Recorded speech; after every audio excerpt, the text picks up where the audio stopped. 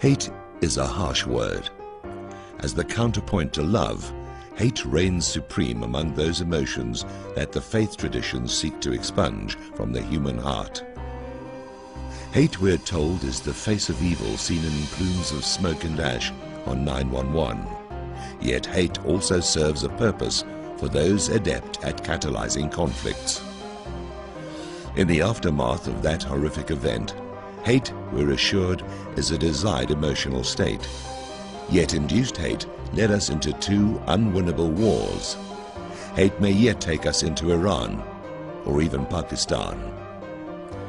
That hate is also bankrupting us both financially and psychologically. This four-part series identifies those who induce us to hate and describes how. As to the how of hate-mongering becomes transparent, its common source will become apparent. With transparency comes accountability. That's when you can watch for hate to emerge yet again to shield those who hide behind the toxic charge of anti-Semitism. With the shared knowledge of how hate is evoked and sustained, those provoked to hate can say with confidence, "Never again," to those complicit in inducing this evil.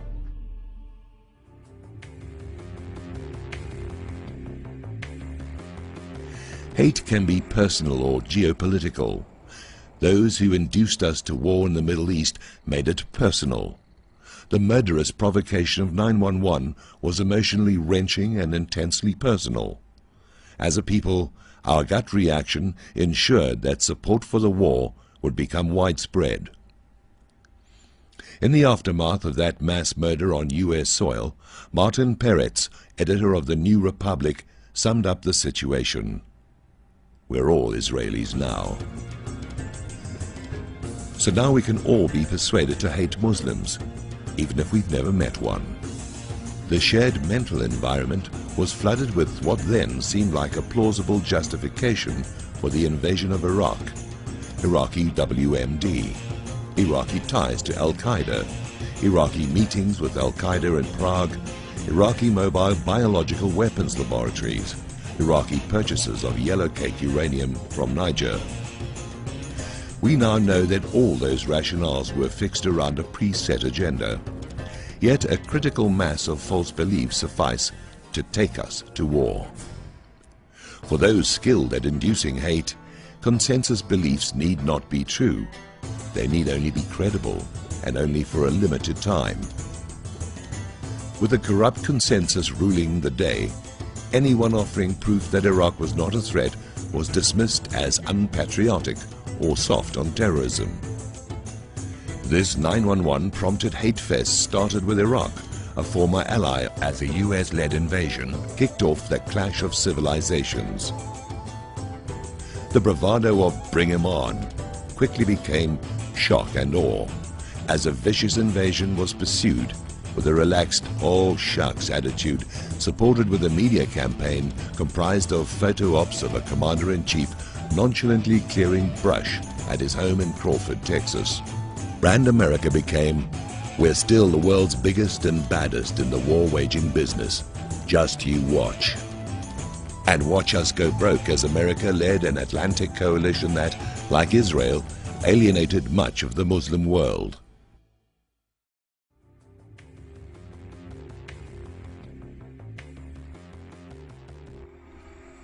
Plus there's another strategic problem.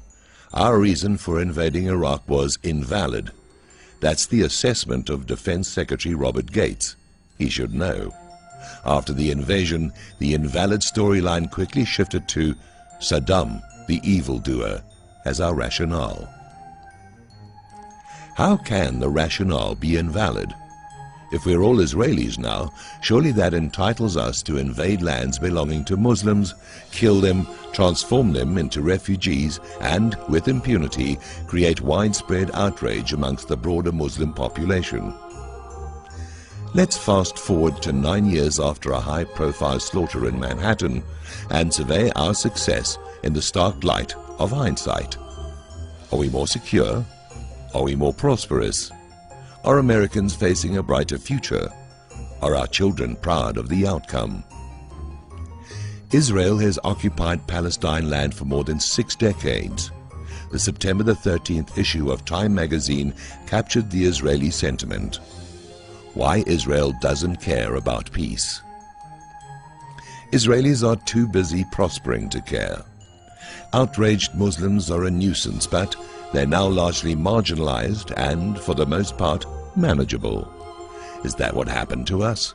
Have Americans become Israelis? Not long ago, an internal poll of friendly foreign intelligence agencies ranked our best and worst allies, those who behave as friends to the US versus those who are clearly foes. Israel ranked dead last as a reliable ally.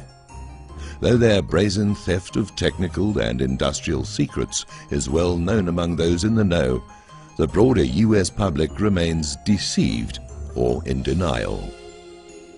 Most Americans still see Israel as an ally. The facts confirm that's a dangerous delusion. Meanwhile, Mossad agents are recruiting Arab Americans to spy on their neighbors in the US. Though Tel Aviv is called on the carpet 3 times as often as other nations, Israel still ranks third in the aggressiveness of its US operations, behind only China and Russia. That ranking may well be out of date, with Israel now first in foreign operations on US soil.